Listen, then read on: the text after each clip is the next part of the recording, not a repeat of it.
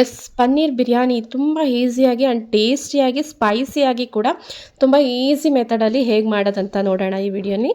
Welcome back to our vlog.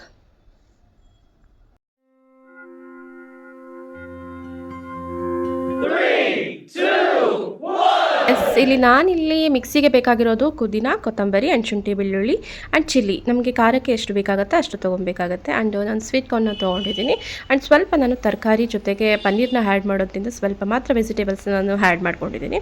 And ಒಂದು ಈರುಳ್ಳಿನ ನಾನು ಚಾಪ್ ಮಾಡ್ಕೊಂಡಿದ್ದೀನಿ. ಆ್ಯಂಡ್ ಅರ್ಧ ಟೊಮೊಟೊ ತೊಗೊಂಡು ಪನ್ನೀರನ್ನು ಈ ರೀತಿ ಸ್ಲೈಡ್ಸ್ ಮಾಡಿಕೊಂಡು ಕಟ್ ಮಾಡಿ ಇಟ್ಕೊಂಡಿದ್ದೀನಿ. ನೋಡಿ, ಈ ರೀತಿ ಬರಬೇಕು. ಆ್ಯಕ್ಚುಲಿ ನಾವು ಇದನ್ನು ಸ್ಟಾರ್ಟಿಂಗಲ್ಲೇ ನೀವು ಫ್ರೈ ಮಾಡ್ಕೊಳ್ಳೋದ್ರಿಂದ ಸ್ವಲ್ಪ ಪುಡಿ ಪುಡಿ ಆಗೋ ಚಾನ್ಸಸ್ ಜಾಸ್ತಿ ಇರುತ್ತೆ. ಸೊ ಅದಕ್ಕೋಸ್ಕರ ನಾವು ಇದನ್ನು ಲಾಸ್ಟಲ್ಲಿ ಹಾಕಬೇಕಾಗತ್ತೆ. ನೋಡಿ, ಈ ರೀತಿ ಕಟ್ ಮಾಡಿ ಎಲ್ಲ ಇಟ್ಕೊಂಡಿದ್ದೀನಿ. ಎಸ್, ನೆಕ್ಸ್ಟ್ ಇಲ್ಲಿ ಆಯಿಲ್ ಹಾಕ್ಕೊಂಡು ಸ್ವಲ್ಪ ಆಯಿಲ್ ಹಾಕೊಳ್ಳೋಣ. ಆ್ಯಂಡ್ ಎಸ್, ಸ್ಪೈಸಸ್ ಏನೇನಿದೆ ಆಲ್ಮೋಸ್ಟ್ ಎಲ್ಲ ಹಾಕ್ಕೊಬೋದು. ನಾನು ಸ್ವಲ್ಪ ಮಾತ್ರ ಹಾಕ್ಕೊಂಡಿದ್ದೀನಿ.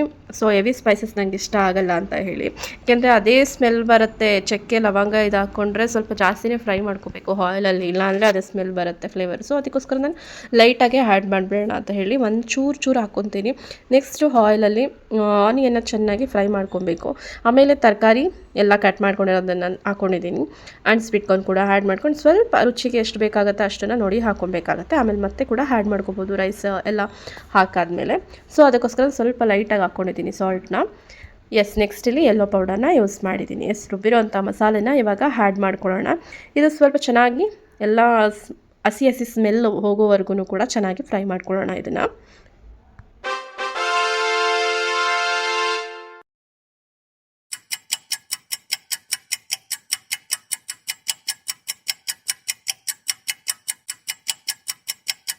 ಒಂದು ಅರ್ಧ ಟೊಮೊಟೊನ ಹಾಕ್ಕೊಂಡಿದ್ದೀನಿ. ಎಸ್, ಇವಾಗ ನಾವು ಲಾಸ್ಟಲ್ಲಿ ಇದನ್ನು ಪನ್ನೀರನ್ನ ಆ್ಯಡ್ ಮಾಡ್ಕೊಬೇಕು. ನಾವು ಸ್ಟಾರ್ಟಿಂಗಲ್ಲೇ ವೆಜಿಟೇಬಲ್ಸ್ನೆಲ್ಲ ಆ್ಯಡ್ ಮಾಡೋಕ್ಕಿಂತ ಮುಂಚೆನೇ ನಾವು ಹಾಕ್ಕೊಂಡಿದ್ರೆ ನಮಗೆ ಲಾಸ್ಟಲ್ಲಿ ಸಿಗೋದೆಲ್ಲ ವೆಜಿಟೇಬಲ್ ಸೈಜ್ ಸಿಗುತ್ತೆ. ಸೊ ಅದಕ್ಕೋಸ್ಕರ ನಾನು ಲಾಸ್ಟಲ್ಲಿ ಈ ರೀತಿ ಮಿಕ್ಸ್ ಮಾಡ್ದೇ ಕಲಿಸ್ದಲೆ ಶೇಪಲ್ಲಿ ಅದೇ ರೀತಿ ಸಿಕ್ಕಲಿ ಅಂತ ಒಂದೇ ರೀಸನ್ಗೆ ಲಾಸ್ಟಲ್ಲಿ ಹಾಕ್ಕೊಳ್ತಾ ಇದ್ದೀನಿ ಅಷ್ಟೇ. ಇದನ್ನು ಸ್ವಲ್ಪ ಚೆನ್ನಾಗಿ ಫ್ರೈ ಆಗಲಿ ಹಾಗೇ.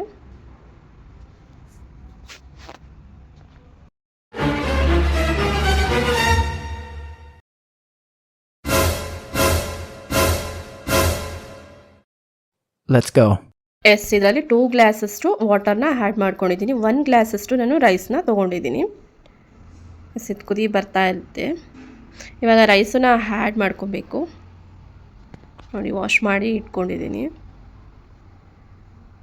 ಎಸ್, ಇದನ್ನು 2 ವಿಸಿಲ್ ಕೂಗಿಸ್ಕೊಂಡು ಬರೋಣ. ಬನ್ನಿ, ಕ್ವಿಕ್ಕಾಗಿ ರೆಡಿ ಆಗುತ್ತೆ ಅಲ್ಲ. ಎಷ್ಟು ತುಂಬ ಸಿಂಪಲಾಗಿ ಬಂತು. ತುಂಬ ಕ್ವಿಕ್ ಆ್ಯಂಡ್ ಈಸಿಯಾಗಿ ಕೂಡ ಈ ಥರ ರೆಸಿಪಿ ಕೂಡ ಮಾಡ್ಬೋದು. ಆ್ಯಂಡ್ ಟ್ರೈ ಮಾಡಿ. ಆ್ಯಂಡ್ ಚೆನ್ನಾಗಿದ್ದರೆ ಕಮೆಂಟ್ಸ್ ಕೂಡ ಮಾಡಿ. ಆ್ಯಂಡ್ ಬೇರೆ ಯಾವುದೇ ರೀತಿ ರೆಸಿಪಿನ ಟ್ರೈ ಮಾಡಬೇಕು ಅಂದ್ರೂ ಕೂಡ ಕಮೆಂಟ್ಸ್ ಮಾಡಿ. And thank you so much for watching. Yes, ಸಖತ್ತಾಗಿ ಹೆಮ್ಮೆಯಾಗಿತ್ತು.